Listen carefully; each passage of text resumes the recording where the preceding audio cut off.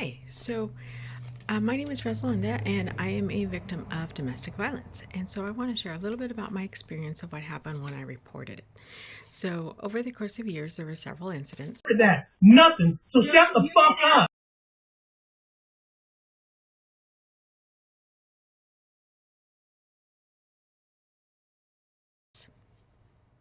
And each time the police came out, I was victim blamed, even to the point where they told me to leave my house if I felt unsafe. Again, this was a house I purchased before he was invited to move in. And ultimately, it was a house that he didn't want to leave. And so, with that said, that's what happened, right? He didn't want to leave. And so the police would always side with him and they refused to press charges. So it was really hard with even with the video evidence. They're like, we don't want to see the video. We don't want this. We don't want that. So it was very, very difficult to get them to side. So finally I went in and sat down with the police. I believe it was the sergeant at the time. Yes, sergeant. And I shared with him my situation, my black eyes, some of the videos and audio, physical, all of it. I shared everything, pictures, everything. And so in California, they passed Marsy's Law. So Marsy's Law is a flyer they do have to give you when you file a case of domestic violence. And it's going to have the contact information. So in this case, this has my district attorney's information. Very important information, and I will go over that.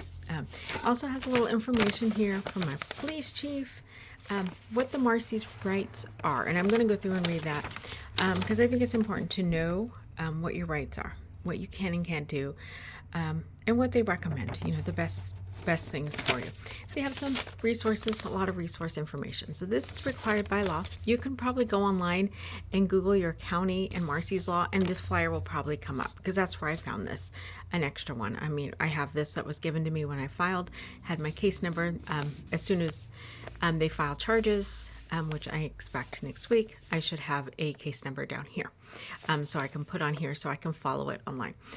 So I just want to let you know this is what's going to happen. This is what you're going to receive in your first step. And again, as mine goes through, I will keep you posted, but I wanted to show you this is what you're going to have. You're going to call, in my case, the victim's advocate. There's a victim's advocate in here, and it gave me the phone number to the victim's advocate. That's probably the best place to start for me. The squeaky wheel, and that's the one thing I can't say enough. Be the squeaky wheel if you want something done. Constantly email and call, ask for updates, ask, because nothing's going to happen, because if you're not asking questions, they're not asking questions either. So ask and push and advocate. And I was very public. You will see me every opportunity I can in public discussing and advocating for women's rights or people's rights, because again, it does happen to men when it comes to narcissistic abuse and domestic violence. So on here, it has the resource information on it. Which is very key when you keep when you're pushing. So for me, I'm still pushing. So I'm calling them. I'm calling the district attorney's office. Yes, not just my victim advocate. I'm emailing my district attorney saying, "Hey, what's going on?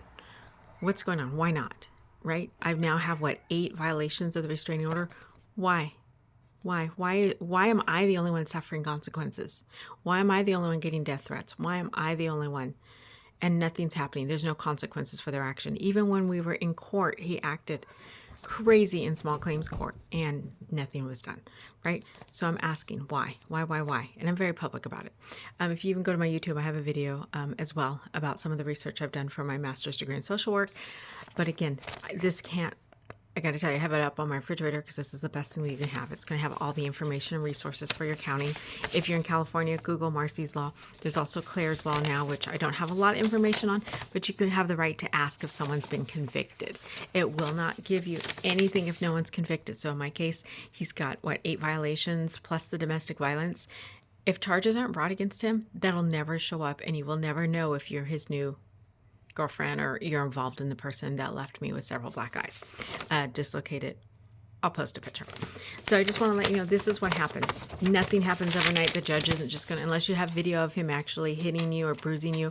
In my case, I only had audio. They're not going to arrest him. Nothing is going to happen. So don't think that life is going to fall apart overnight.